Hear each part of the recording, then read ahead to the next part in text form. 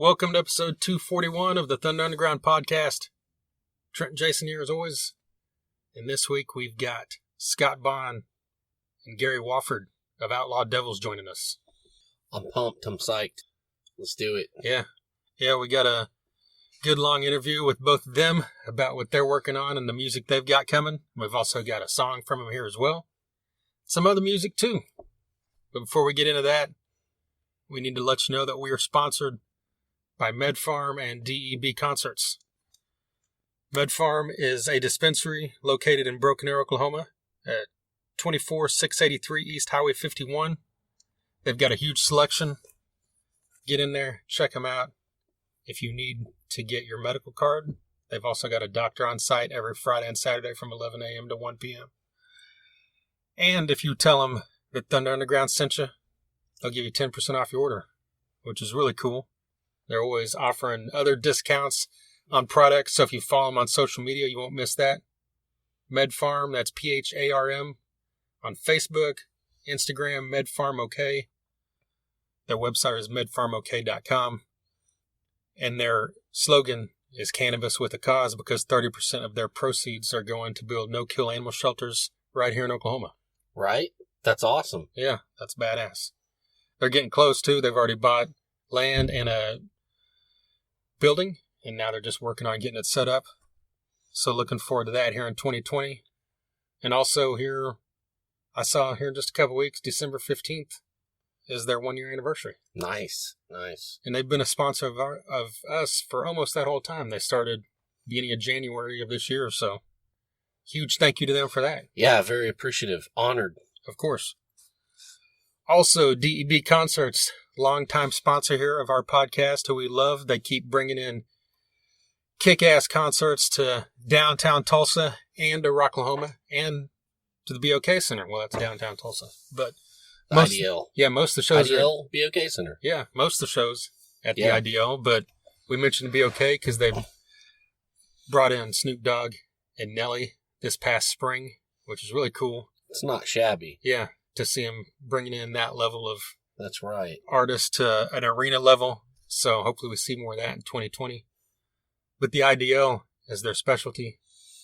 Great venue downtown, and they've brought in all kinds of stuff like Saxon, Junkyard, LA Guns, Kicks, Warrant, Steelheart, Dokken, Striper, Winger, Tom Kiefer, Sebastian Bach, Bisto Blanco.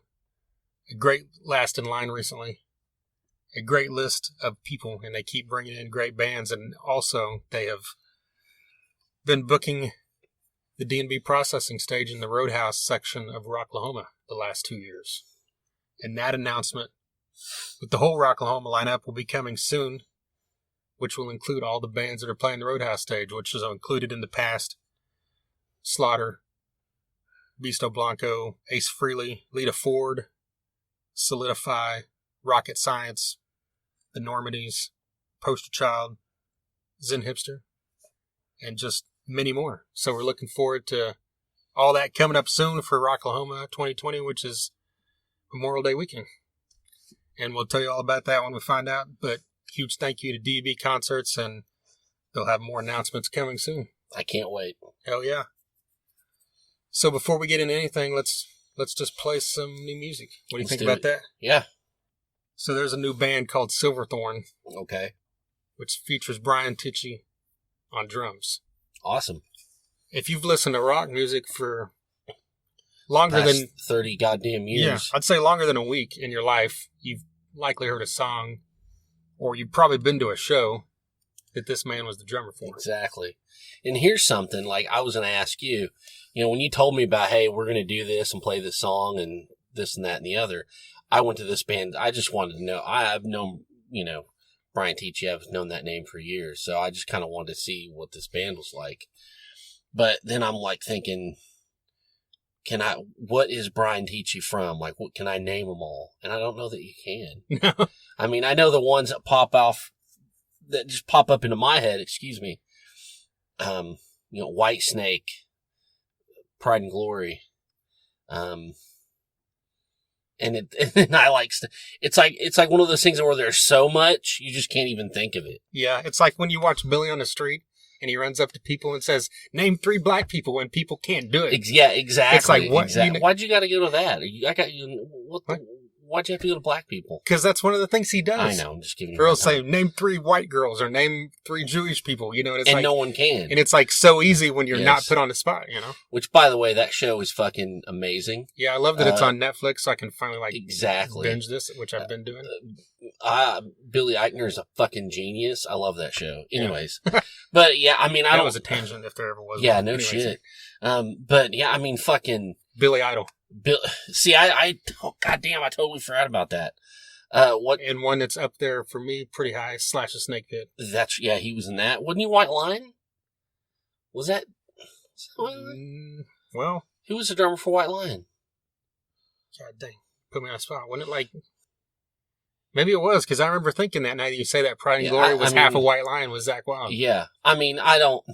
Maybe not. It's just vast, the artists that he has played drums for. He was even in Dead Daisies for a bit. Yes, he was. Yeah. And he's the only drummer I know of to have a fucking speed bag on his drum set. Oh, yeah. So he can, like, hit the speed bag with one hand and play drums with the other. That's right. So, but he's at this new band, and this is a great fucking song. It's just real, it's meat potatoes, just genuine, mature rock and roll, and I really enjoy it. Yeah, let's check it out. It's called Tear the Sky Wide Open.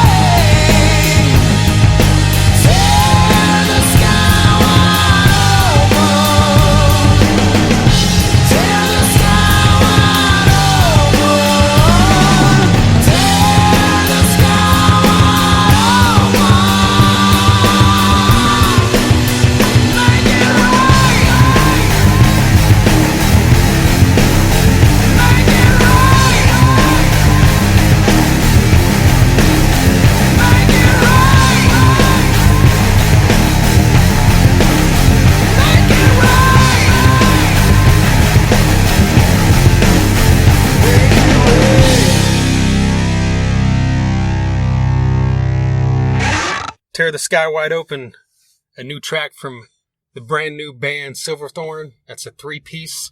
They've got another song out that you can check out called Black River Rising, and they have an EP coming soon. Not sure on the date on that yet, but it should be here in the next couple months, I assume. And yeah, like you said, it's good. It's got that kind of dark, the groove and the lyrical content, is like in that kind of Audio Slave or Tremonti vibe where it's dark, but it also has like big melodies and harmonies going on as well. Yeah. And I just really dug that. There's nothing corny or schlocky. There's no old dudes with like, embroidered fucking jeans and fucking Warren Star shit. I mean, it's just, it's stripped down. It's just natural. It's no frills, and I really dig that. Yeah, so check out Silverthorn, follow them on Facebook, look them up. They've got a video for that song as well. All right, is there anything we need to talk about before we get into the Outlaw Devils? Well, there's one thing I heard which it just popped up in my head that I heard earlier today, but it was Frank Hannon was on Eddie Trunk, but this is like back on Wednesday of last week. Okay. I don't know if you heard it, but you've really got your pulse on you've got your finger on the pulse of Tesla more than I do. But he said that the tour rumor, it's funny, he put himself in the rumor. for the summer is Alice Cooper, Lita Ford, and Tesla. Wow. So that's cool. Frank Hannon said the rumor is? Yeah, he goes, okay. What's funny, I like that. He always says some shit like, I always say stuff and then I get in trouble. And I don't know if my manager's listening, but, well, the rumor is Alice Cooper, Tesla, and Lita Ford. Wow. So, take that, right. Do with that what you will, sir. Well, hey, I hope that happens. And I heard that the fourth band on the Motley Crue, Poison, Def Leppard thing is Joan Jett. Okay. Where'd that come from? I can't tell you. Oh, okay. It might be somebody we know like that has like an inside track. Oh, gotcha. Oh, I know what you're talking about. Yeah. Okay. So, anyways, and who knows if that's? I don't know. I have a hard time thinking that Joan Jett would be like, I'm not going on. I'm not going on before Poison, so fix that shit. So who knows? I don't know. To me, I mean, it fits. And it does fit. But and to me, I'm sure it's not, if they put enough zeros there, she'll go on whenever the fuck they tell her to. Right. But to me, that's not like really who I would have thought that would be the fourth band on the bill like that. Me too. But hey, it works. Yeah, it works. So, and Poison has that countdown thing on their website till like Wednesday at noon or something. Yeah. So that has to be the announcement of the whole thing. So yeah. So right when this episode's coming out, shortly after. Yeah, we'll know. After that, we'll know. But we're recording this obviously before that. So exactly. So I don't know. You got anything else? No. Okay. Well, I thought I always have things, but then I don't write them down. Yeah. I know. I'm the same way, dude. I'm the same way. Yeah. I know that it's getting towards the end of the year, and I'm really not looking forward to having to compile the top 20, top 19, whatever the fuck shit of 19. That's gonna hurt. Yeah, but I'm waiting. I think it's surprisingly. I mean, this year's got a lot of great music. Yeah, I'm gonna have a lot more definites. Yeah. But I'm waiting for Jamie Josta's record I think comes out the 13th of December. Yeah. And I'm going to wait for that to start. I think, I think I'm like, well, it would be easy to do that and not have a bunch like at the end where I'm like, who do I put in here? But then more stuff came out here recently that's kind of making it tough. Like Agnostic Front is great. Oh, no kidding. And Michael Monroe is great. So it's like, that's just adding to it.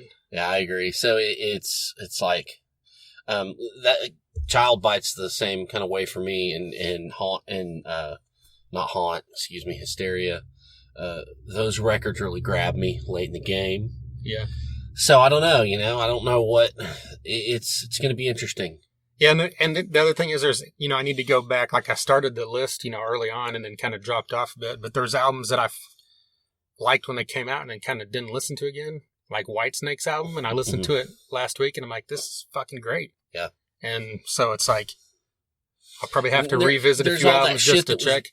Sorry. Now, there's all that shit that came out at the beginning of the year that I kind of forgot about, like Evergrey or Inglorious. And I'm like, well, fuck, those records are great. Yeah.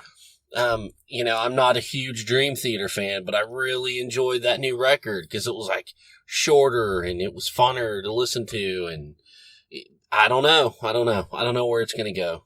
Yeah. So, I mean, I know my number one is probably still my number one. So, yeah, I know my top like 4 or 5, I think, off the top of my head, but I'm sure that there's something I'm forgetting. But anyway. Yeah. I mean, we could go on and on. We won't do that. I mean, here we're a few days into December, so I mean, you'll be hearing what we got here probably one less than a month, obviously. Mm-hmm. Probably be that last week. Yeah. Of the year, because New Year's is on a Wednesday, so maybe if we pop it out on the 30th or something, you'll find out. Right. But yeah, so we've got that coming. We've still got that Vanilla Ice interview coming. I know Jason's chomping at the bit to hear that thing since he wasn't there. Let me tell you. Yeah. I am really stoked that you and Thrasher had a great time at that. Right. I am very happy for you guys. But we've also got 2 or 3 other things in the works that, yes, haven't happened yet, but should be happening here in the next couple weeks. So we'll have some other good stuff coming here in December and the beginning of 2020 as well. But in the meantime, what we do have for definite is Outlaw Devils. And before we get into this, we're going to play their new song as well. It actually came out probably about a month ago. This is their first single off the album that they're currently working on. This is called All Time High.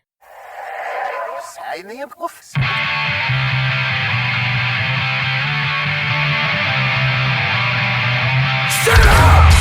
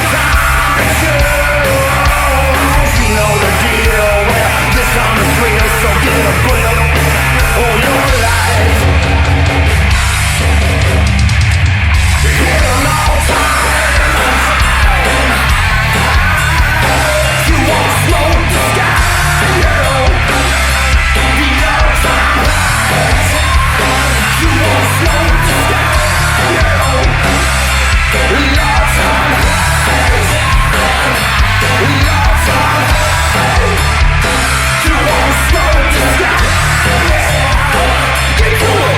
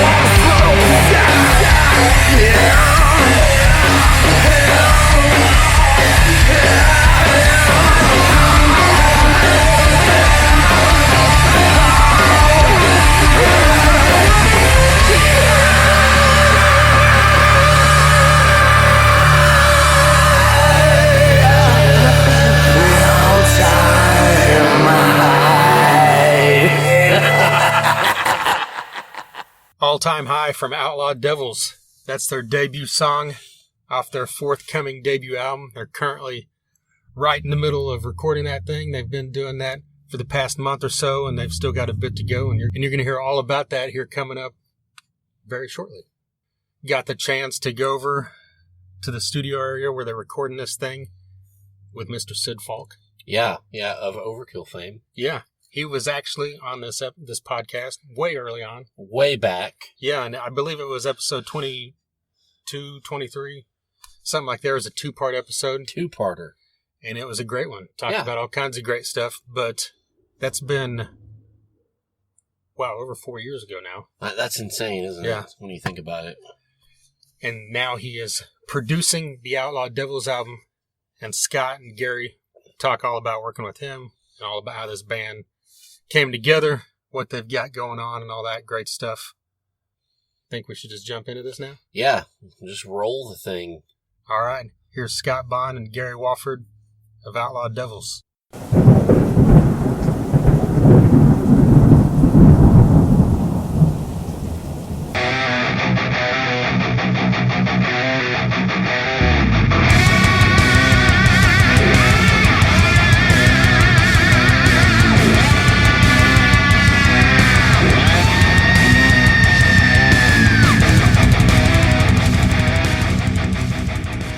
Ended up getting Sid, it was like,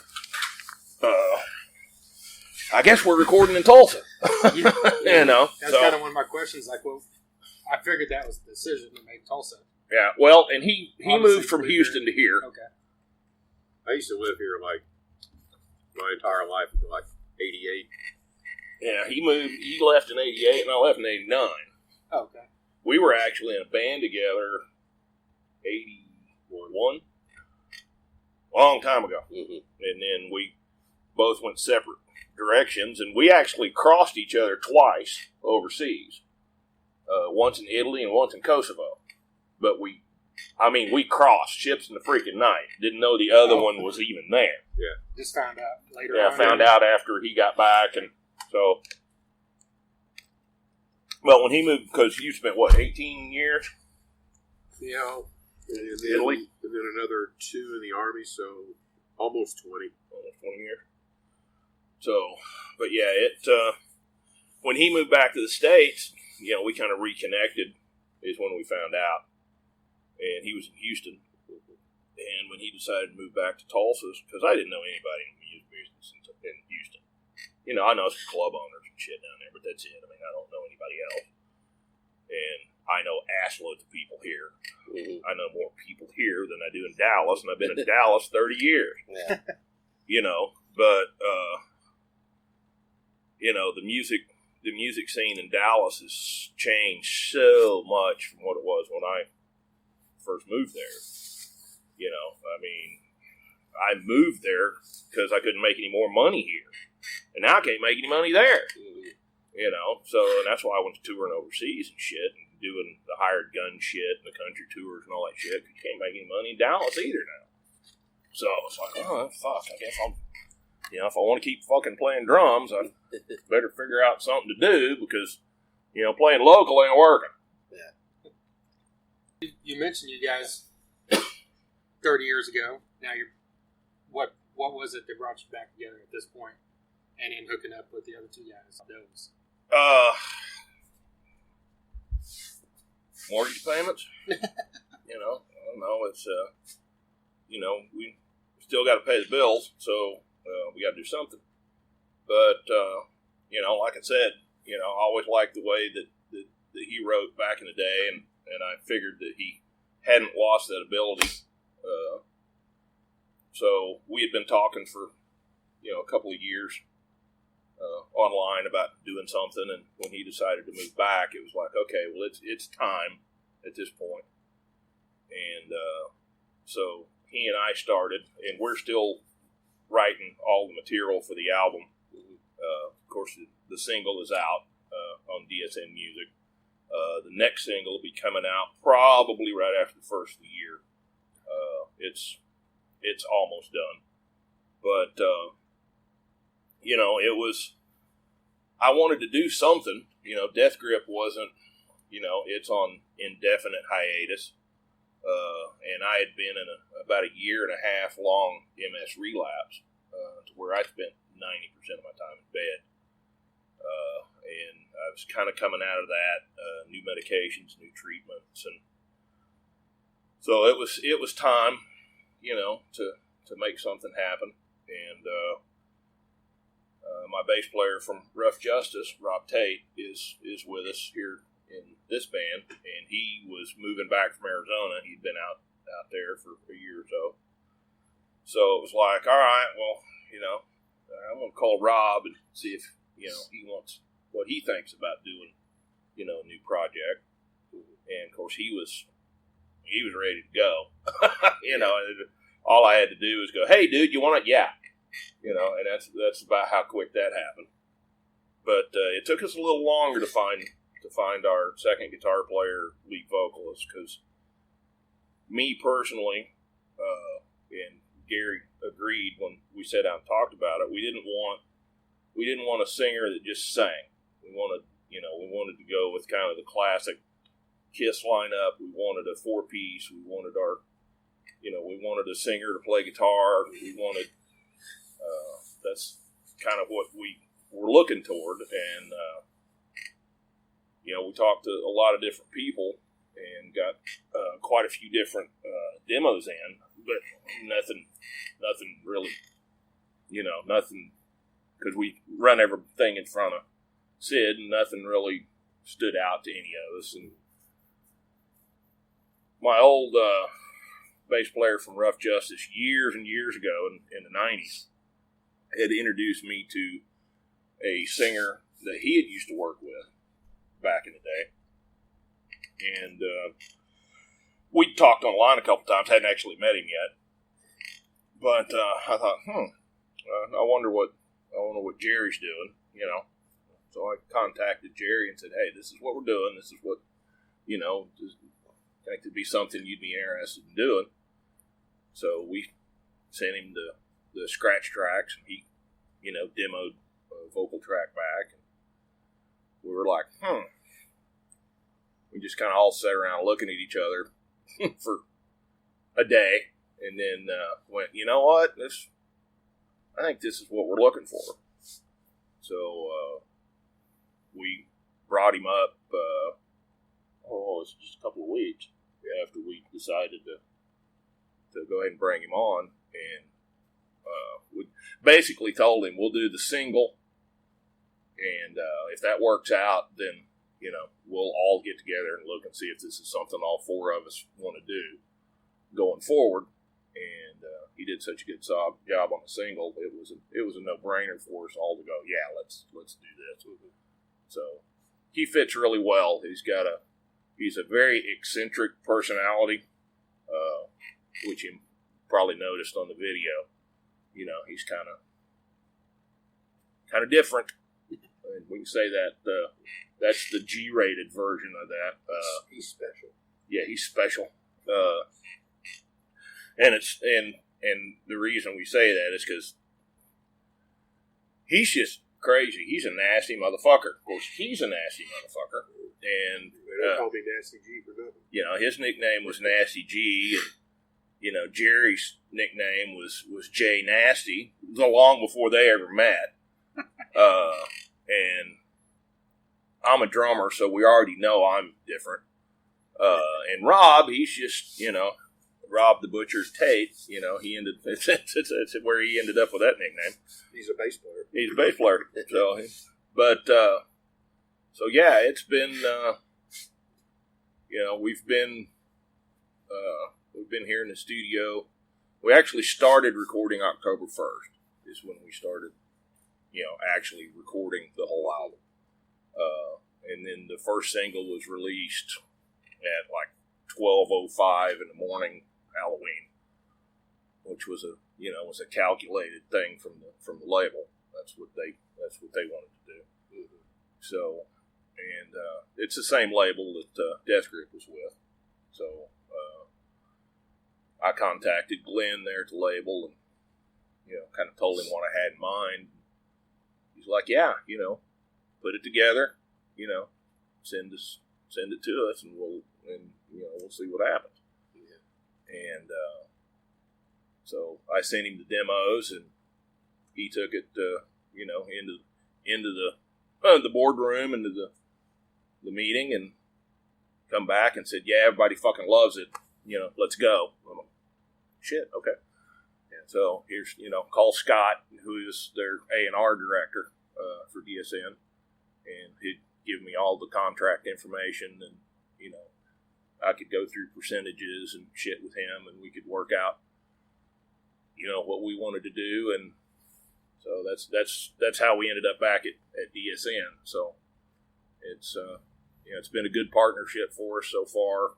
It's probably been better for us than them, but they've got a bunch of new music that's coming out, and so we're right in there with them. Well, you've had Rough Justice and Death Grip. What's different about this project? What kind of sets it apart, you think? The main thing that sets it apart is him. Okay. Just to be quite honest. And by him, I mean Gary. I pointed at Gary. We're not on video. Shoes to fill there, pal. But we've been compared with all the different material that we're writing as kind of a cross between Buck Cherry and Motorhead. Mm-hmm. So as you guys, not a bad company to be in. Yeah, as you guys know, my last band, Rough Justice was a melodic hard rock band. Death Grip was more of a heavy edge, 80s metal, Judas Priest, Primal Fear kind of sound of thing. Gotcha. This is just straightforward, unapologetic Southern sleaze hard rock and roll. That's what it is. Is that what you were going for, or is that just kind of how it That's what we were going for. And okay. That's kind of what the idea was, is we wanted to do something that I personally haven't done in a million years, to just play just good, solid hard rock. I've always played this. Yeah, this is what he's done all along, which is, like I said, that's why I contacted him and went, let's do something, because, I wanted something that, and then, when Jerry came in and completed that vocally and lyrically, that's when it really took the life that it's ended up taking. I mean, it was all kind of a calculated thought from the beginning, but it took all four of us to end up where we're at. So, and we're, just finishing the album and gonna put it out there, and we're writing, we're writing for ourselves. We're not trying to break any, new ground or any, we're doing what we want to do and what we love to do as a band, and we just hope people like it. That's usually the best stuff. Well, does it that way. I mean. Well, and it's just like I said, it's strong, unapologetic hard rock. It's, if you play from the heart and the soul, it's natural. It doesn't come across as being fake, or you're trying to do something that you're not accustomed to doing. Like my whole writing style has been based on just straight ahead, in your face. I don't give a fuck what you think of me. If you like it, you like it. If you don't, you don't. Well, he played in several punk bands in Italy too. Yeah, don't forget that. So he's kind of got that raw. So I have that raw attitude. I'm going to go out. I'm going to give you 110% when I play. I'm going to come off stage drenched in sweat. And I'm going to grab a bottle of Jack Daniels, and I'm going to party with it. I'm all about the party when I play.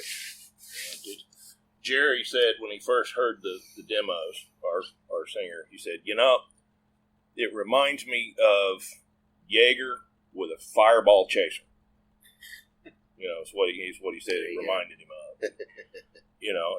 And that kind of stuck, you know. So, and it's just, as we put it, it's whiskey soaked rock and roll. Yeah. You know, I don't drink. He does. Jerry does. Not much Tate anymore. does. Too fucking old. Not from what I've seen, fucker. Can't stand those 2-day hangovers anymore. You know. But, and I can't say I don't drink, but I drink very little. You know, one is because, you know, my medications with the MS, you know, how you'll see on a medication, look at, you know, drink responsibly with this medication. Yeah. This is, don't drink it all, fucker, it'll kill you. Yeah. You know, so I have to be, you know, am I taking that med today? Mm-hmm. Okay, well, you know, because I want to be here when the album comes out. Mm-hmm. Right. Because once I get all the drum tracks done and I move into just a co-producing, throwing shit at people kind of thing, if I die, the drums are done, you know, so they can go on. But I'd kind of like to be around when it gets released. Yeah. So, Yeah. you know, the subsequent summer tour season would suck if I wasn't here. Yeah. You know, maybe not for them, but it would for me. Yeah.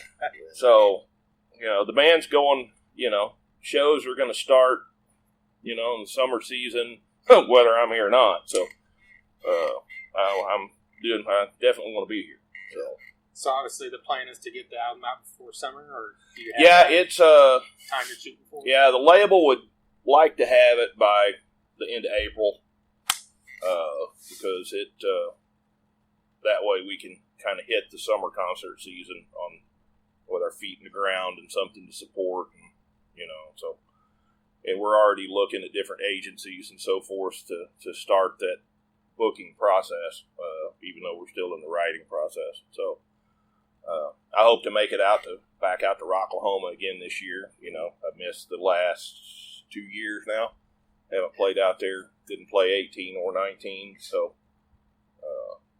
Obviously, I've never been there. yeah, he's never even attended, let alone got to play. Our singer hasn't been up there. In fact, when he came up here to do vocal tracks for the single, that's the first time he'd ever been to Oklahoma. Really? Wow. Yeah, so, like, dude, get out from under that rock every once in a while, dude. Yeah. You know, come on. But, and of course, Rob played, you know, 4 Rocklahomas with me before. Right. So, but I know things have changed quite a bit since I played out there last. But, you know, the people are the same. You know, my friends and Rocklahoma family are the same. That they're all still there, and that's what I want to go and be a part of. You know, I know there's a lot of new people and a new attitude and a lot of this and a lot of that, but the same people that I've made, you know, friends over the 7 times I've played there, they're all still there. So I'm going to go out and, you know, most of those people know I don't drink, you know, so, but I'm going to be out in campground, and I'm going to be going from campground to campground, and I'm going to be seeing everybody, and that's, I'm going to be raiding your barbecue pit. yeah, you know, so, but, so yeah, it's going to be, like I said, I hope to be out there this year, but that's all up to the powers that be, not so much me. Yeah. So, For me, being an Oklahoma boy, a Tulsa boy from way back, it'd be great to be able to do something like that, play Rocklahoma, be able to say that, hey, I did it. and, you know, speaking from a way back Oklahoma boy that did it, I can tell you that's exactly what it is. It's good to be able to play something like that, you know, that large a festival that close to home, you know. So it's a good time, and that's kind of what this band's all about. You know, it's not there's one of the things that we set out and that me and Gary agreed on when we first sat down and started laying the groundwork is, you know, we're not taking a large production on the road this time. You know, it's going to be based on good songs, good music, and our ability to project those songs. You know, It's all about entertaining. you know, we're not going to be, you know, carrying a bunch of, you know, flashy effects and fog machines and lighting and all this stuff and different things that, trappings that I've been involved in the past, because I've always come from the world of, bigger is not best, bigger is the only way to go. So, but we'll, it's just really 100% on what we can relay to everybody with our songs and our attitude, and and so far just the response we've got from the first single so far has been that's working. That attitude's working. And on one side note, the room in the rehearsal hall, the big room that we got to do the performance part of the video in, no longer exists.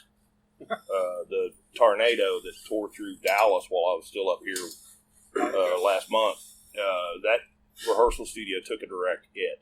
Wow. Along with KNON Studios also took a direct hit. So, but that room, I've got pictures of the room with part of the roof off, and it's Side of the building. side of the building collapsed, and that whole business park where that was took a direct hit. There was a big tree out back by the load-in door that I would park my vehicle under, to load in. That tree's gone. It ain't even there. Most of the building's gone. The building across the parking lot's gone. So, but as just a bit of history, when you see that video, it's No more. It's not, that room ain't there. That building ain't there. Wow. That's probably the last thing documented too, right? Probably one of them, yeah, because it wasn't long. It was probably only maybe a little over a month from when we filmed that to when that tornado hit. So yeah, Wow. it's very possible we could have been the last piece of video footage filmed in that room. So Yeah. but I don't know for sure, but damn close to it. Yeah. So Well, you mentioned that single. What in the response to what's that been? It's been positive so far. well, it's been really positive. Yeah. On the label Facebook page since Halloween, we're at 1.7 thousand views on it, just on the website Facebook page. And then on YouTube, we're closing in on 1,000 views on that. The downloads, because it's available for digital download through DSN Music. The downloads in the States have been a little slow, but overseas and in the European countries, downloads have been a whole lot better. So The rotation on DSN's D-Rock station has been really good, though. yeah, it's running about 2,200 yeah, and that spins. was 2 weeks ago. Oh, wow. So yeah, their D-Rock radio is playing the shit out of it. So, which is kind of cool, when you get the report on how much your stuff's been played, and you see it was, sandwiched between Metallica and King Diamond, and Yeah. and it's all in its prime time rotation. It's not 2:00 in the morning.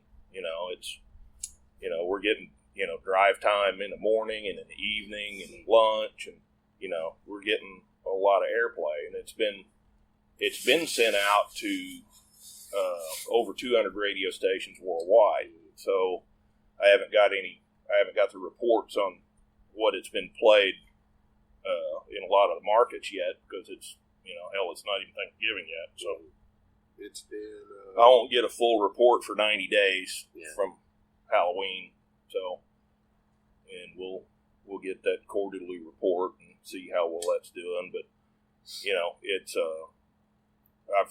I've got quite a few friends overseas, and I'm getting a message from them going, "Hey, we heard your single, on such and such today. Where can I get that in the UK?" So I'll message them. Well, either go to our website or go to the label website, but you can get it. Different download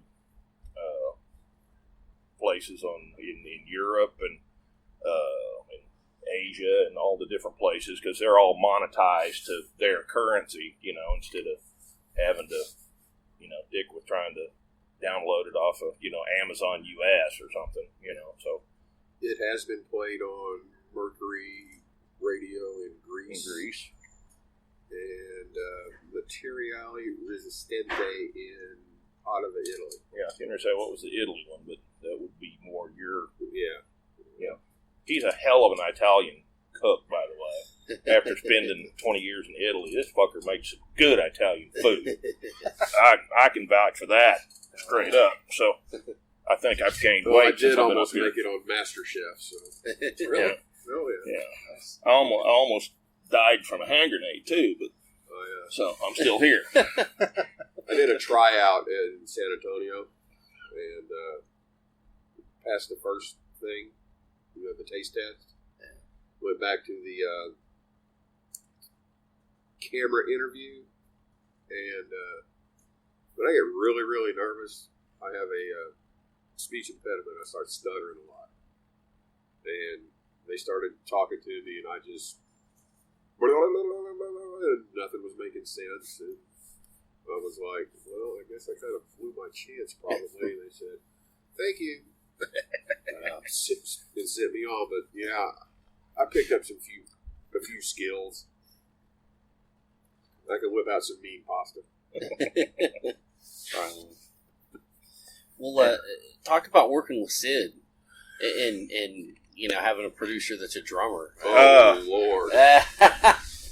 I would say Yeah, there's one person in the band that loves it and 3 people that are kind of like, Yeah, well, Let me tell you about Sid before Scott gets into it, okay? When I found out that Sid was going to be a part of this, he started stuttering. Oh, no. my absolute favorite Overkill album is Horoscope. And the drum sound on that is, as far as I'm concerned, is one of the best drum sounds in the history of metal. When I found out that he was going to be a part of this, right over there. I literally got a boner. Literally got a boner. And it's been, for me, seeing how he does things and how he interprets our music has opened my eyes to a different way of things that have been done. I've always been straightforward in my writing, not a whole lot of variation. I come up with a riff, I build on the riff, build up the structure, and then pass it on to the next person that's going to write the words to it. And he's taught me how to open my mind and try different things that I normally wouldn't have done. Because he beat it open with a hammer and a chisel, just like he did all the rest of it. So, it's like, come on, guys, let's try this. It's been good. But yes, it's been an interesting, like Sid told Gary, I think it was last week. He's harder on me than he is anybody else in the band. Go figure. I'm the drummer. The first day I met Sid, now this is however you want to take it, be it sad, be it morbid, be it whatever. The day I met Sid, I'd come to Tulsa. We'd talked a lot, but hadn't met face to face yet. I'd come to Tulsa because I got a phone call from my brother that said, "Hey, your mom's not going to make it through the night. You need to get up here." So we came up that day, and I, spent the day with my mom in a nursing home. She was barely coherent, I don't think. But the next day, she passed early in the morning. So as a family, we're leaving the nursing home.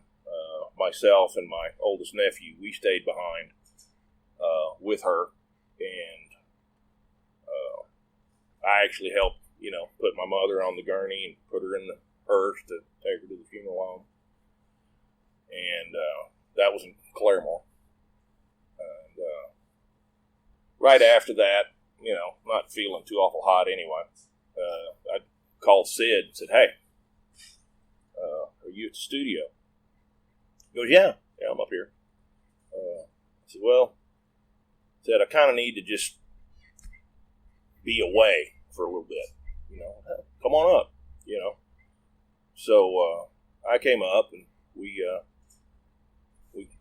sat right over there, actually, where his drum kit was set. And we sat and talked, and he kind of helped me through that. And we took pictures. I've got pictures of that day. I got pictures of me holding the snare that he, recorded the Horoscope album with, and,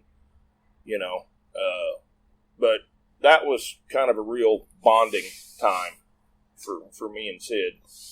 Even though we'd known each other for, a year or so online, and I'd been in and out, but I had never, he was either gone when I came through, or, in fact, he called me from Dallas, and said, "Hey, I'm in Dallas. Overkill's playing the Bomb Factory. Why don't you come with me? We're going to dinner, just come with me. I'll introduce you to everybody." I was in Tulsa, and he was in Dallas. Yeah. I'm like, "Really, dude? Are you kidding me?" But I was up here seeing family. So, but yeah, it's been interesting. I mean, he's got gold albums hanging on his wall, and I don't. And one of the things that he told me that first day I met him that really stuck with me, because even though he's almost a year younger than me, and everybody's younger than me, literally. But he told me, because our life has paralleled a lot of different ways, from playing drums to different jobs that we've held, to our health issues, to just so many things paralleled. And we were talking, I told him, I said, "Yeah, so many parallels, you got famous, I didn't, and he looked me right in the face and went, you didn't miss anything, and to hear that from, somebody that's been there, kind of made me feel not quite so bad. Because I've busted my butt in this business. I've made a good living. I'm not a household name. He is. So to hear that was like, that's not so bad after all. And then when we got this band together and we had an opportunity to work with him as a producer, and he's also engineering the album as well. So it was kind of a no-brainer to jump on that. I knew it would be... Well, not to cut you off, did you ask him, or how did that come about? It came about through Kelly, through the owner of T-Town Productions here, because we were talking about, what we were going to do with trying to get the album done and production and this and that. And he goes, "Why don't you ask Sid? He's a great engineer, good producer. He's not doing anything right now. Why don't you talk to Sid?" And shit, okay. I never thought I'd stand a crying chance in hell of getting Sid to, produce our album. I mean, just to be quite honest with you. But, I called him up, and he came and he met with me and Gary here at the studio. And, he listened to some of our ideas, and, we demoed some different ideas and stuff to him, which was probably the hardest thing for me was, actually playing drums in front of him for the first time. That was a little intimidating, and I'm not a very easily intimidated person, but that was a little kind of set me back a few steps. And, he goes, I hear this, and I hear this, and I hear this. And he goes, we're going to do this. This is, the business ground rules that he wanted to lay down, and to whether, whether we agreed to those or not. And, me and Gary just kind of looked at each other and went, yeah, okay. That makes perfect sense anyway, As well, a lot of people don't see it that way. Yeah. That's a whole nother episode of, going through, what we talked about that day. But, we spent a lot of time, laying out what we wanted from him and what he wanted from us. And it just kind of matched up really good. He's like, well, let's do the single, through fruition, and let's see how it all works and how, what I think about you guys, what you guys think about me. Let's do this, and then at the end of that, we'll sit back down and we'll decide whether we want to go forward or not. Which was the same thing we did with Jerry, with the singer. We all do the single, and then at the end of all of that, we all sat down and went, yeah, let's make this happen. And God, the rest is history. It's not history yet, but it's still in the making. But it's been an interesting process, and I will say, he is harder on me than he is on the rest of the guys. Yeah. Just because, I think I've known him the longest. I spend the most time with him, and it's drummer to drummer. I respect him. I've learned a lot from him, just in the time we've been recording.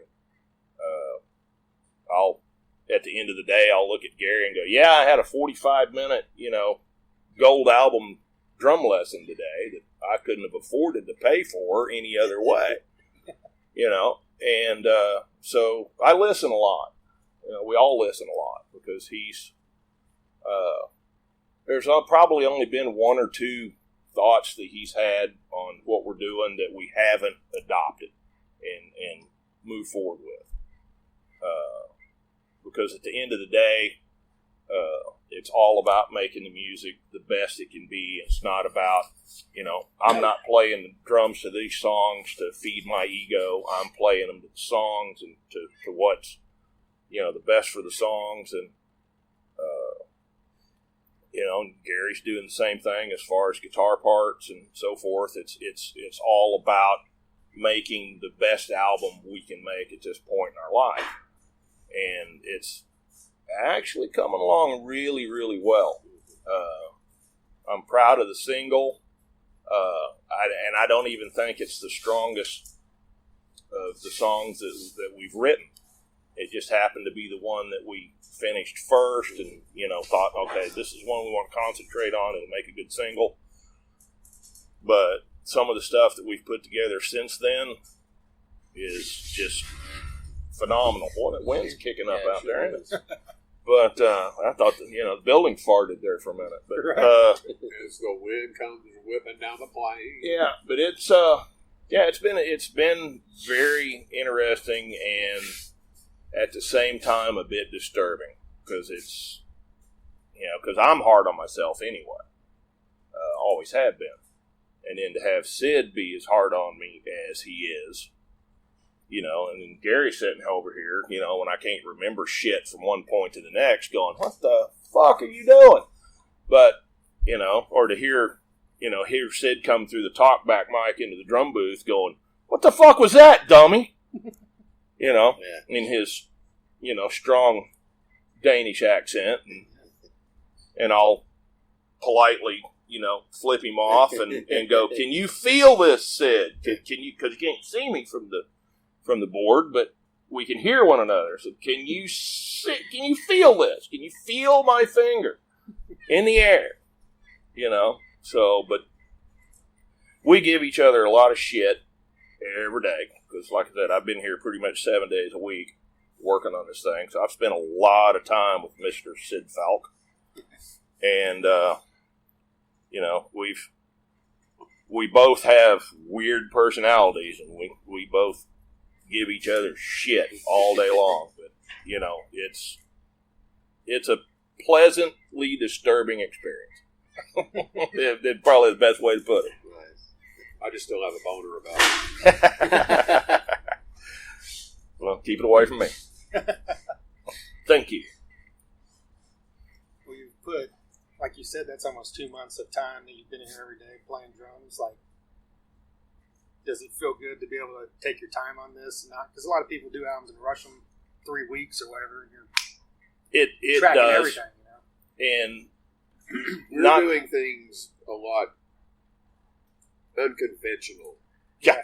As far as recording, we're actually we're doing some bizarre shit from A to you, B. like, recorded parts, or do you just have scratch tracks that you're going? We're just doing. Figure We're it out later. working on scratch tracks, but yeah, nothing's. We're not using any samples or any tracks or anything.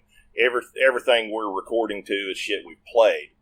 But because our schedules are so weird, a lot of the material that we're writing right now, I'm recording not knowing any of the lyrics, any of the vocal melody. I don't know what the bass lines are. I see. I'm recording strictly to rhythm guitar. And when we get that recorded, even though it's just a scratch guitar, the drums are finalized, but the guitars are still scratch. We send them back to Texas to Rob, the bass player, and Jerry, our singer, so that they can start working on their stuff, so that when they get up here, once all the rhythms and shit are done, and they start putting their stuff down, they'll have an idea of what to do. But Gary and I are basically doing everything as we go. They're actually going to have a little bit of a step ahead when they get up here to do their stuff, because they'll have already heard it and have had time to write parts to it. We're writing shit as we go. Yeah. So, and what we'll do is he and I'll rehearse it, and then we'll demo it to Sid, and then Sid will make the structural changes and stuff that he thinks needs to be done, and then we'll record it. So there's not a lot of time from writing to pre-production to final drum tracks. It's pretty much. So the other guys are going to have a little bit of a step up. So, and I'm a very vocal oriented drummer anyway. So to be recording not knowing what the vocal tracks are, what the vocal melodies are, that's the first time I've ever done that. It's also the first time I've ever recorded without writing the material and rehearsing it first before we go into the studio. It's always been get all this done, then come in and knock it out, like I say, 2-3 weeks. But Yeah, did you say on the last, I haven't listened to that in quite a while, but did you say you only have the vocals in your in-ears? Was that you that said that? I do Okay. vocals and rhythm guitar. Okay. Is what I have in my monitors anyway. So writing to rhythm guitar is not such a big deal. I'm going to make Rob follow me anyway. Because I'm an ass. So, but Rob and I have worked long enough together in Rough Justice that he already knows pretty much how to work with me, even though we're not recording at the same time. So he knows, he gets the scratch tracks, and he's recording, his demos in his studio at home. So he'll have all of his thoughts for, when he comes up, because everything is subject to change with Sid producing. And that was one of the things that he, in our initial production meeting said, I don't want none of you guys getting butthurt, because I know these are your babies, and I'm going to make your babies look better. So I don't want you getting all butthurt about, what, if something's, gets changed or this and that. And on the first single, actually, there was a couple of double bass parts in there that I had written in it before Sid came in, and I remember when we demoed those songs to him, and that one in particular with being the new single. I remember him kind of looking up and kind of, the hand on the chin. He goes, "How intimate are you with those double bass parts?" No, not really. He goes, "Good, don't do them." Fuck, okay. So, and in the end, the song sounded better for it anyway. So, it's really hard to argue with that kind of knowledge and experience, and even from a musician or any kind of point of view. Is he always right? Nope. No, he won't tell you that because he's always right. But am I always right? It's all a conglomerate. He always says, if there's something that you guys just absolutely got to have, then that's what we're going to do. But my job is for you to try the different things and let's make this the best we can. That's my job, is to bring in the different parts for different ideas and make you guys think. I'm not doing it for you. I'm here to make you think and put this, bring the best out in what we can get out of you at this particular point in time. So, and so far so good. Yeah. So I'm actually really pleased with everything. So you talked about Rocklahoma earlier. I mean, if what else as far as shows or tours is planned that you can say? Well, I can't really say anything yet because we're still in negotiations with a couple of different agencies as far as booking goes. So I'm not quite sure exactly what they're going to do, but I do know that we're looking at some European stuff near the end of summer. Now, whether or not that all materializes or not, I don't know. But that's what we're looking at. We're looking at, trying to, take advantage of that market and the way they seem to like our stuff. Yeah. Ideally, I'd like to have our first show here. Mm-hmm. But wherever somebody will book us, I'll take it. Yeah. Yeah, we've got one agency in Houston that's talking to us. That's actually offering us some. They've made us some offers of some pretty good money on some shows, but we're not ready to start playing yet. So we've had to turn those down. But and they're coming to us. That particular agency is because they've heard the material. So that's how that came about, was from the first single, which is what we had hoped would happen. Not necessarily that specific thing, but get that single out and get it working for us while we're still, finishing up the album, so that, we don't get the entire album done and okay, now we're sitting here twiddling our thumbs waiting for shit to happen. Yeah. Get it out, get it working for us, get people understanding who we are. So it's doing its job. It would be cool to get a show together with bands local here to be able to showcase the new Tulsa rock sound. There's a lot of good bands here that I think people would enjoy going out to seeing a bill with nothing but Tulsa bands on. Yeah. Oh yeah. Well, and it's like our singer Jerry. He kind of coined the because there's the red dirt metal and the this and that. Yeah. He kind of coined the southern sleaze. Because it's not L.A. sleaze. This is southern sleaze hard rock. I'm about redneck as fuck. Yeah. But that's what it is. Do you envision the rehearsal process being hard since you guys are all in different places, or is it just something once the touring stuff gets set, you guys will just come together. Yeah, and hammer it out over a we'll week have or something? we'll have went through the stuff individually so many times. I've rarely played in a band where we rehearsed together all the time. It's always been get a recording of the song complete, or take it home with you, practice on your own. You got a couple weeks, we'll come back together, we'll see where we're at. Hopefully everybody's done their homework. And the process won't be that hard.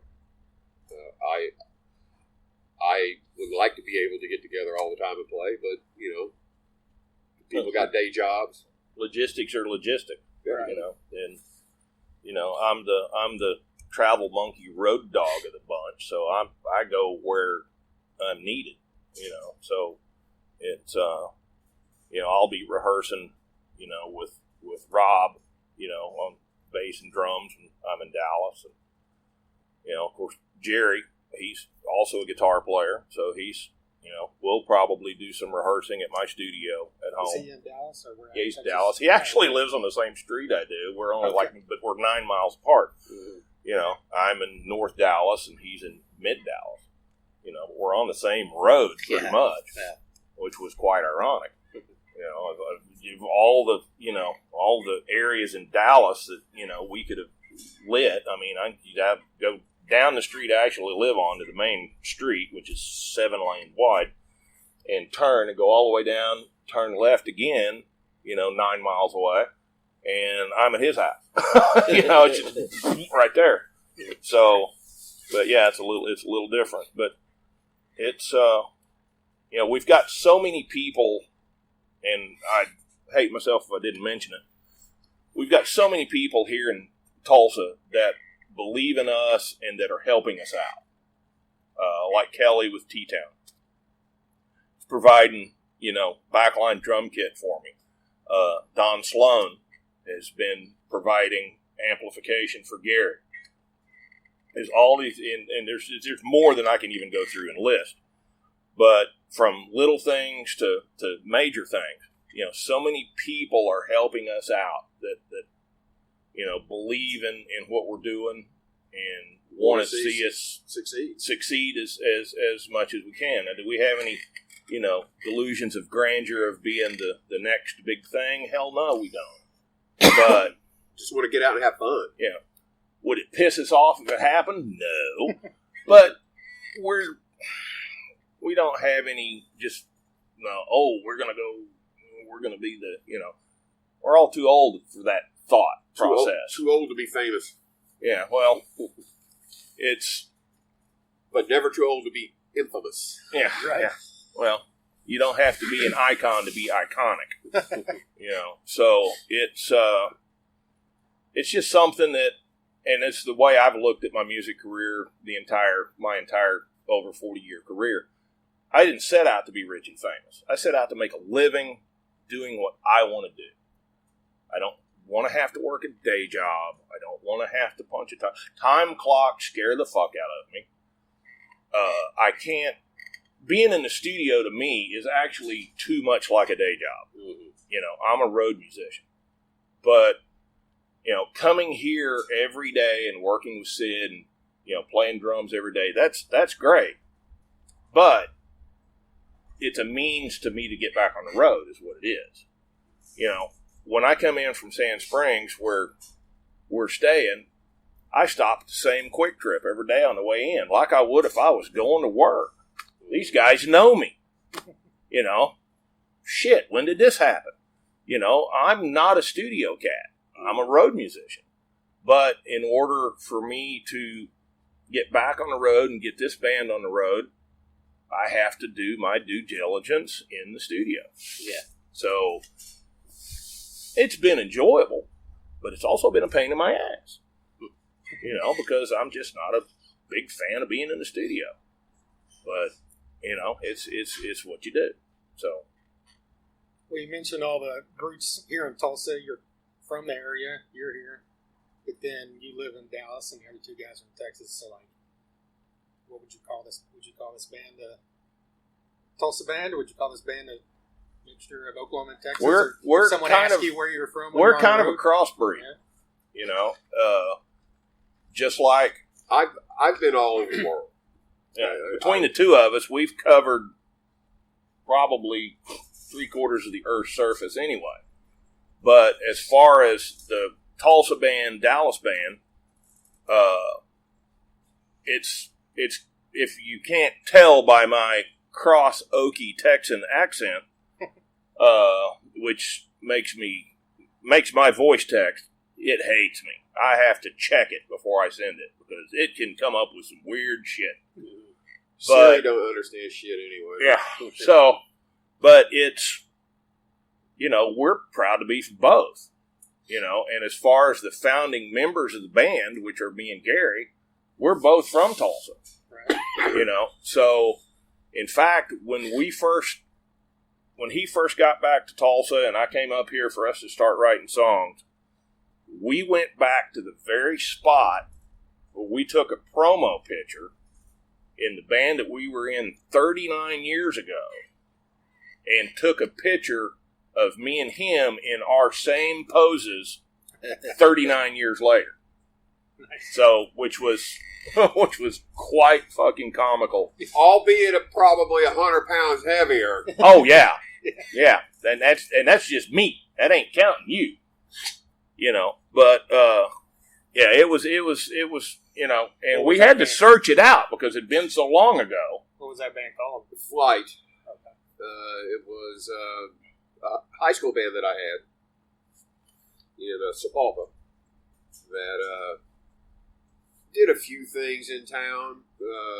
Opened up for Eddie Money back in 1980 at the Canes. Rented out the old Brook Theater on Peoria back when it was a performing arts center. Okay. And sold it out.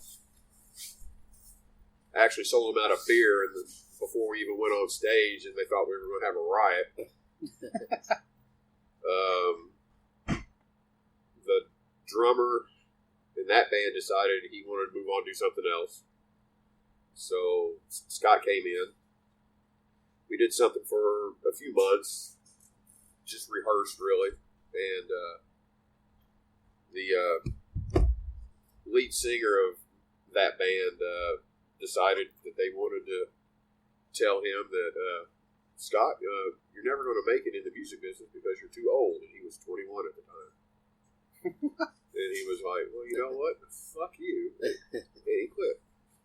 And I played in a couple other bands in the area. I played in a band called Cutting Edge with, I don't know if you remember him,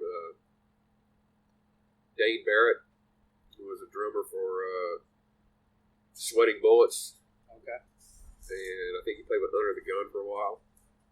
We played in a band called Cutting Edge, and that band probably the biggest claim to fame was we finished second place in an old battle of the bands that was won by Oliver Magnum. Okay. Which the story is that they took that money that they won from the Battle of the Bands to produce their first record with. And I bounced around job to job, band to band for a while, and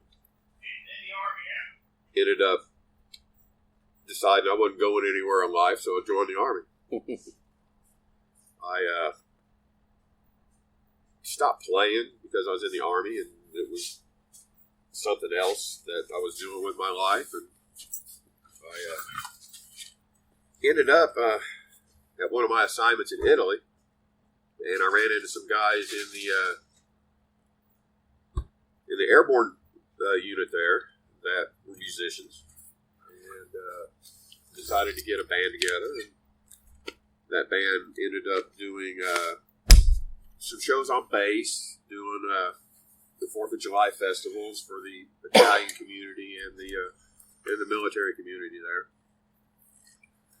And went to the All-Army Battle of the Bands contest in Aberdeen, Maryland in 93. and finished second place in the All Army Battle of the Bands contest. Got my little special commendation from the European Command Sergeant Major of the Army there. Pretty good, and I ended up meeting a guy that was a civilian that was an ex-soldier that stayed there at the base in Italy. He ended up marrying an Italian girl and staying. I was at a assignment at Fort Lewis in Washington. I'm up in the barracks. I got a phone call on the payphone. Wofford, you got a phone call. What the fuck? Who the fuck's calling me? This is my buddy in Italy. He had found out that I was fixing to exit the service. He said, well, what are you going to do? I said, well, I don't fucking know. I just know I don't want to be in the Army anymore. That's 8 years. Time to move on and do something else. I don't make a career of it. Said, why don't you come back here? We'll put a band together.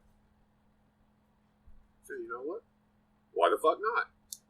So I packed all my shit up, moved back to Italy, formed a band called Good Hooligan. That was more of a West Coast punk band, like the Fat Wreck Records guys. No Use for a Name, No Effects, bands like that. And did pretty well with that band. Ended up being voted in Rock Sound magazine, it's an Italian rock and roll magazine, as one of the top 10 unsigned bands in the country. That band ended up morphing into more of what this band is doing. And after about, I'd say probably 2008, I got an offer to go to a new base and take over a struggling restaurant on base. And I moved about 100 miles away, so it kind of made it really hard at the time to try to get together and do things. And I just, being a restaurant manager, having a day job and sucking up a lot of my time. And I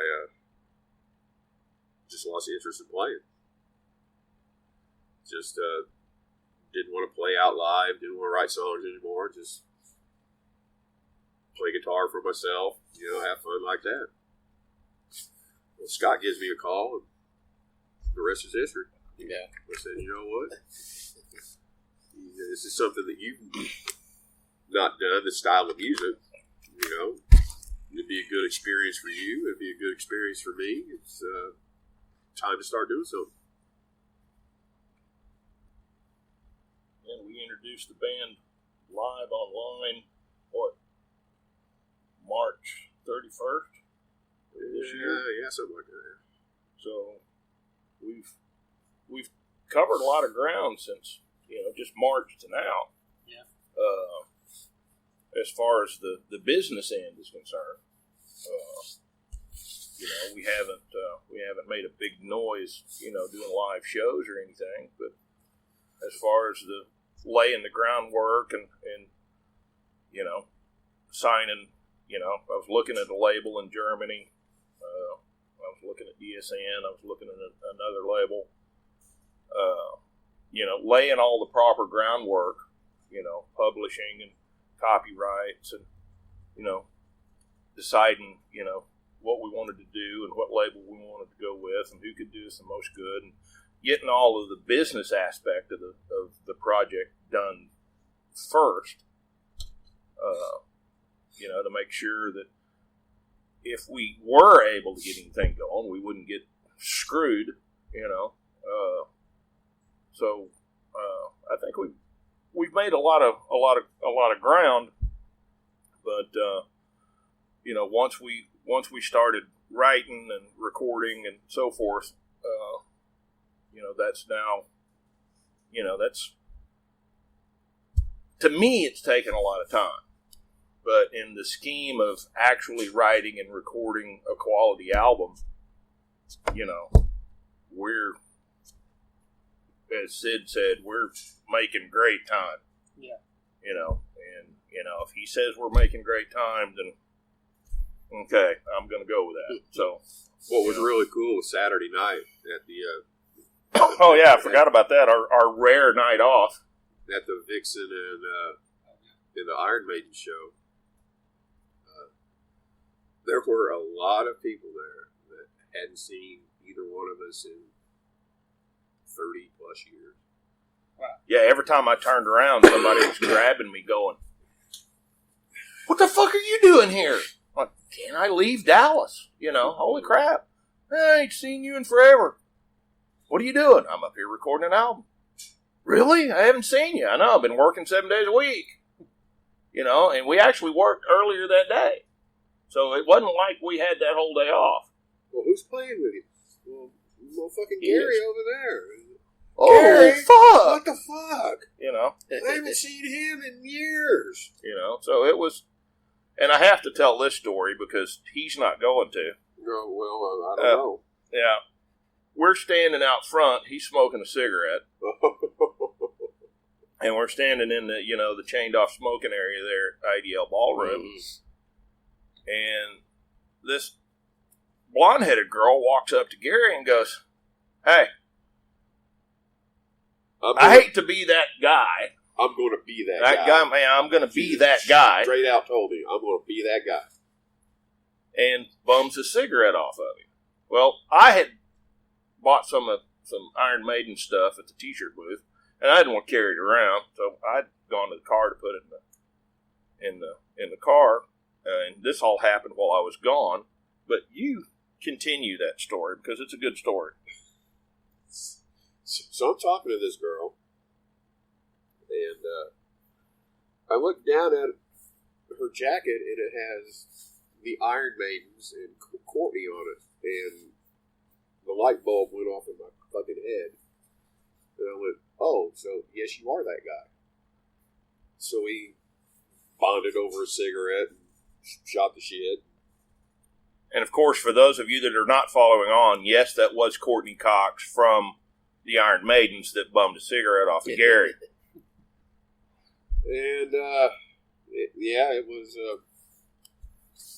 taking selfies and meeting a new friend, and she's cool as hell, by the way. Cool as shit. I mean, she is as cool as she is an awesome guitarist. I mean, it was just, in fact, that's Linda McDonald and Courtney Cox that autographed my arm under my task-stat. So I thought he was going to get his titty signed, but I didn't want to fuck him up too bad. Yeah. So, but when they were at their T-shirt booth after the show signing stuff, I'm standing over to the side, just kind of watching. How the merch area at IDL Ballroom is up the steps and in between that rail. And Gary was standing in front of me, and Vixen was on stage, so it was loud. And I just kind of watch him walk off, and he goes over. He's behind the rail, still down on the floor, and he, gets eye contact with Courtney, and he just holds up one of his guitar picks. All he does, holds up the guitar pick. Courtney's like, "Oh, wait a minute." And I'm watching her, she gets behind her, gets her purse, gets her wallet out, pulls a pick out of her wallet, and hands it over to Gary over across the thing. I'm like, "Really? Are you kidding me?" No words exchanged, no nothing. Just shows her a pick. She stopped signing autographs for people to get him a pick out of her purse. A Jedi mind tricked her. Yeah. It's a guitarist thing. But yeah, it was just this Vulcan mind meld thing that was going on between them. But everybody was just so awesome that night because we just don't get to take a lot of time off because with me with MS, every time we get done in the studio, especially on a weekend, he's wiped out. It's like, "Oh, let's go see some bands." We'll talk about it all day while we're in the studio. Well, who's playing tonight? By the time we get done, it's like, "Fuck it, dude. I gotta go to bed." if I'm going to be in here in the morning, I ain't gonna make it. You know, it's like, oh, shit, because I really wanted to go out. And the same thing happens to me in Dallas. I mean, hardly anybody sees me, in Dallas at any local shows because I have to prioritize my energy. I have to use it for what it has to be used for, not for what I want to use it for. I'd love to go out and see more bands, but if I do, that cuts into my rehearsal time, my personal rehearsal time, my everything that I have to do for my own stuff that I'm trying to do. So I don't get to go see a bunch of bands like I used to, which sucks because I want to see people, but I have to prioritize what I do. I just thought it was cool that after 30 plus years that people are still interested in what we're going to be doing. Yeah. And that people are generally wanting to see what this band is capable of doing. Yeah, including us. Yeah. Might not be worth a shit. Yeah. We're about to find out. But we're going to give it a fucking try. Next time I might even tell you the story about how I got locked in my own trunk going to a drive-in porno theater. You should have led with that. Damn it, Gary! Yeah, well, save that for after the album comes out. Yeah. We want people to buy a few things first, then you can tell them that. I don't know how many of y'all remember the old Capri drive-in. Oh, I do, because I got my ass chewed out many a time for going there with the band name all across the side of my van. Charles Page Boulevard. I've heard of it, but I don't. Yeah. That was before my time. Back in the day, it was just a regular drive-in theater. I remember seeing True Grit with my mom and dad, and then you went and saw True Grit with some chick, right? But it was the porno version of that, right? I had to fuck that right up, didn't I? It'd be called True Dick or True Tip. Yeah.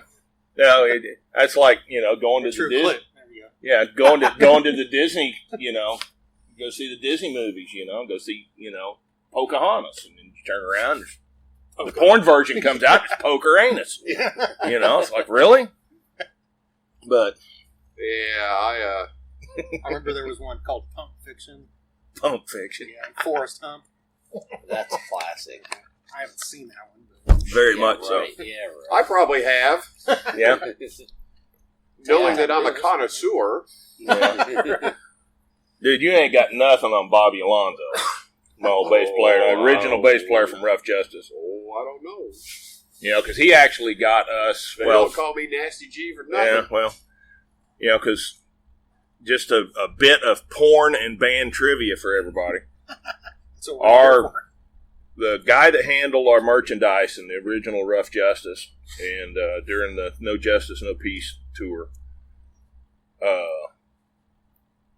him and Bobby got a hold of Ashland Gear, which was Adult Entertainer of the Year 1995. Well, she wore a Rough Justice t-shirt in Sex After 7 3, I think it was. And first thing you see when the camera opens, when the movie starts, is the back of our t-shirt, her walking up these steps. And she was in and out of our t-shirt probably 40 times in this movie. So, and then we ended up being her guest of honor at the Caligula in Dallas when she was doing one of her, tours of the different strip clubs around over the country. Special. So it was just a bit of trivia. So anybody that wants to go get Ashland Gear, Sex After 7 3, our merch is in it. So I know all you horny motherfuckers will be going and trying to download it off Pornhub. Okay, yeah, so just go right ahead. But just as a little bit of trivia there, So That's a way to wrap it up. Well, we're unwrapping, however you want to look at it. Yeah. So, well, guys, thanks. We appreciate you thanks. coming out and definitely. Yeah. giving us an opportunity to kind of give you just a little bit of what we're doing. There you go, Scott and Gary of Outlaw Devils. A big thank you to them for taking some time out and having us over to the studio to talk about everything they've got going on. That was a pretty good one. and glad to sit down and hear about the Outlaw Devils.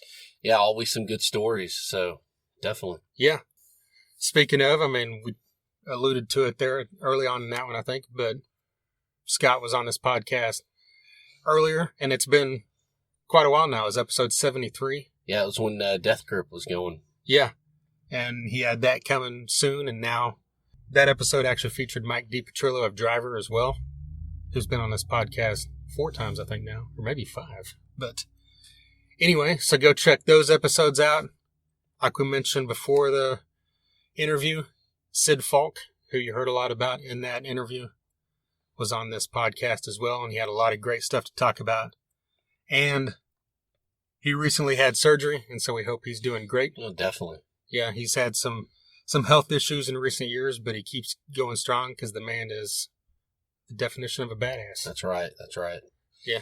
So 5 times in the podcast, should if somebody's on this show 5 times, should they get like a special jacket like the 5 timers doing SNL? Yes. Okay. We need to. Well, how many? The 5 timers club. Yeah, that's like DiPetrillo and Adam Jode. Yeah. I feel like there might be one other one I'm not thinking. Severmine's getting close. I think they're. Are they 3 or 4? I think it's just 3. Because we had the one early on and then 100 and Stacey 200. Lane, though's been on. Oh, that's right. He's 4. So if we got him on, he'd be in the 5 timers club. Yeah. I feel like there's someone else like that we're forgetting. But anyway, there's a few of them now. That's right. But yeah, any of those episodes and tons more. If you want to check out some past episodes, we would appreciate it and love it. This was episode 241, so that means you got 240 episodes you could binge. That might take you a while, but just search it, dig through it, and see who's been on and who you want to hear. Just this past week, we had Dizzy Reed from Guns N' Fucking Roses. I mean, come on. Yeah. That's huge, man. It is, and we had Kenny Hickey from Typo Negative. That's amazing. Just saying those 2 things alone are like more than I ever thought we'd say when we started this podcast 4.5 years ago. So very cool. We recently, this past summer, had on Vivian Campbell of Def Leppard and Last in Line. Recently we had on Alan Robert of Life of Agony. We've had on guys we've had on Kirk Winstein a couple times from Crowbar and Down.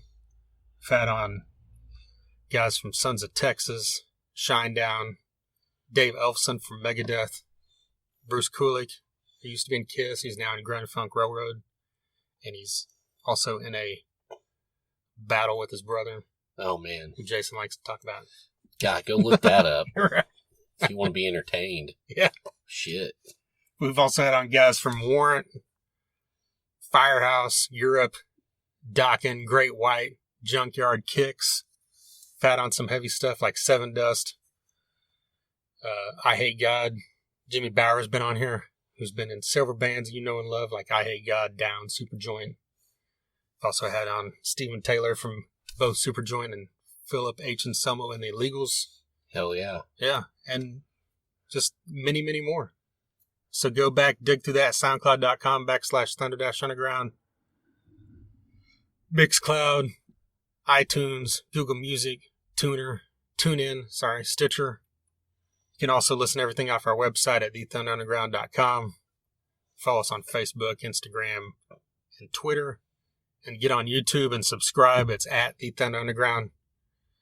You can find a lot of the episodes there, and you can also find stuff that's exclusive to YouTube, like we've got a lot of videos of us reviewing new albums when they come out, new songs, concert reviews, all that kind of great stuff. So get on there and check that out. All that. Yeah. So yeah, I think this has probably been a lengthy one, so anything else to say before we hit the road? I think that's it. All right. Until next time. Thunder Underground, y'all.